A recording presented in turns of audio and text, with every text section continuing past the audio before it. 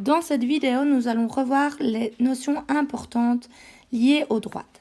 Alors tout d'abord, l'équation d'une droite est y égale mx plus p, avec le m qui correspond à la pente et le p qui correspond à l'ordonnée à l'origine. Alors sur le graphique d'une droite, donc ici, je vais pouvoir déterminer ces deux paramètres m et p rien qu'en observant le graphique. Alors première information, eh bien c'est le p, l'ordonnée à l'origine, donc c'est l'intersection avec l'axe des y, donc ça me donne l'ordonnée à l'origine. Alors pour la pente, eh bien je vais prendre un point de la droite, donc par exemple je vais partir de ce point, je vais avancer de une unité et regarder ce que je fais pour aller à un autre point de la droite. Donc ici je vais vous illustrer. Je pars donc d'un point, je vais prendre le point de l'ordonnée à l'origine, j'avance de 1 et je regarde de ce que je monte ou de ce que je descends. Et ça correspondra à la pente. Alors, autre alternative pour trouver le m, c'est en utilisant la formule delta y sur delta x. Alors, à quoi correspond le delta y et à quoi correspond le delta x? Je vais vous le montrer tout de suite. Donc, je vais prendre deux points de passage précis. Donc, ça, vous les choisissez. Bon, souvent, on va choisir des points qui passent pile par l'intersection de deux petits carrés. Si vous avez des petits carrés, c'est plus facile. Eh bien, quand j'ai choisi ces deux points, je vais regarder de combien j'ai avancé et de combien j'ai descendu ou monté, ça dépend le cas. Et donc, ce qu'on avance, eh bien, c'est le delta x. Et ce qu'on descend ou ce qu'on monte, c'est le delta y. Et donc, je calculerai la pente en faisant le delta y sur le delta x. Donc, ces deux valeurs. On va prendre un petit exemple tout de suite. Donc, voici une droite dont je vais essayer de trouver son équation ou son expression analytique. Donc, c'est-à-dire que je vais devoir déterminer que vaut le m et que vaut le p l'ordonnée à l'origine. Donc, je vais commencer tout de suite par le p, donc qui correspond à l'ordonnée à l'origine, en regardant l'intersection avec l'axe des y.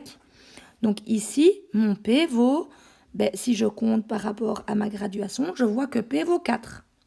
Je vais maintenant calculer donc la pente en utilisant la formule delta y sur delta x. Et pour ça, je vais choisir deux points précis. Donc les points précis que je choisis seront celui-ci et celui-ci par exemple. Ça, c'est vous qui choisissez. Moi, je prends deux points que j'ai assez facile à calculer. Donc je vais regarder de combien je dois avancer et de combien je dois monter ou descendre. Donc ici, je trouve que mon delta x vaut, eh bien, quand je regarde par rapport à ma graduation, 1, 2, 3. Donc mon delta x vaut 3. Et mon delta y, il vaut, si je regarde avec la graduation, il vaudra moins 2, puisque je dois descendre de 2. Et donc je trouve comme pente, delta y sur delta x, ça va me donner moins 2 sur 3. Et donc l'équation de la droite sera y égale moins 2 tiers de x plus 4 mx plus p. Alors deuxième chose importante, c'est savoir trouver l'équation d'une droite qui passe par deux points. Donc on a vu que l'équation d'une droite c'était y égale mx plus p, où le m est la pente, et donc je peux calculer la pente en faisant delta y sur delta x, c'est-à-dire en détaillant y du point 2 moins y du point 1 sur x du point 2 moins x du point 1.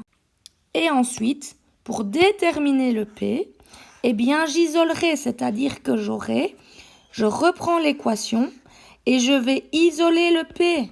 P est égal à quoi? Eh bien, ça veut dire que le mx, je le fais passer de l'autre côté. Et donc, je trouve que c'est y moins mx. Ou je remplacerai le m, eh bien, que je viens de calculer juste avant. Et le x et le y, je remplacerai par les coordonnées d'un point de passage. On va faire un exemple tout de suite avec A qui vaut moins de 1 et B qui vaut 1, 7. Donc je vais tout d'abord donc rechercher l'équation y égale mx plus p en essayant de trouver le m et en essayant de trouver le p. Et donc première chose, je trouve le m en faisant delta y sur delta x, c'est-à-dire y du point B moins y du point A divisé par x du point B moins x du point A.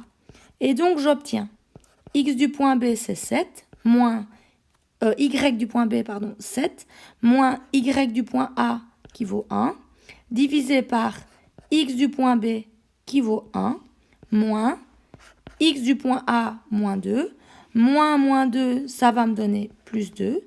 Et donc, je trouve 7 moins 1, 6, divisé par 1 plus 2, 3. Et 6 sur 3, ça fait 2. Donc là, je viens de trouver mon m. Donc ça veut dire que j'ai déjà trouvé une information, puisque ma droite, ce sera 2x plus p. Ensuite, pour trouver le p, je vais remplacer dans l'équation par un point de passage. Donc x et y, je vais remplacer par un point de passage et je vais ainsi trouver que vaut le p. Donc si vous voulez, on peut déjà écrire p à l'avance. Quand dans cette équation, si j'isole le p, je fais passer le 2x de l'autre côté.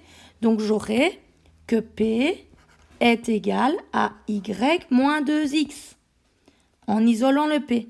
Et donc je vais le renoter ici, y moins 2x. Et donc ce y et ce x, je vais remplacer par le point de passage. Alors ici dans l'énoncé, on vous en donnait 2 de points de passage. On vous donnait soit A ou soit B. Donc ça, c'est à vous de choisir. Bon, je vais dire que je vais remplacer par B. Donc mon point de passage, c'est 1, 7. Et donc je vais remplacer le x et le y. Et donc j'aurai que P est égal à 7 moins 2 fois 1, c'est-à-dire 7 moins 2, c'est-à-dire que P vaut 5. Et donc, conclusion, l'équation de ma droite, ce sera 2x plus 5.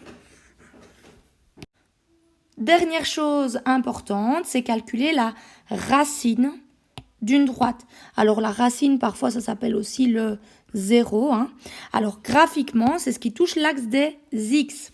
Alors je vais vous faire le petit schéma. Donc ici, c'est pas obligatoire, mais comme ça illustrera bien.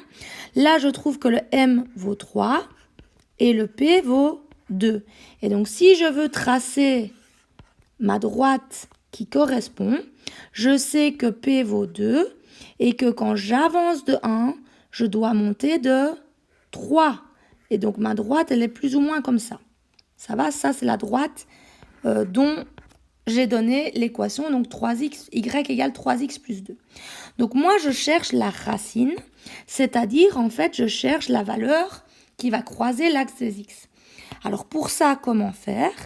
Je vais écrire que ma droite doit être égale à 0. Et ça fonctionnera pour toutes les fonctions.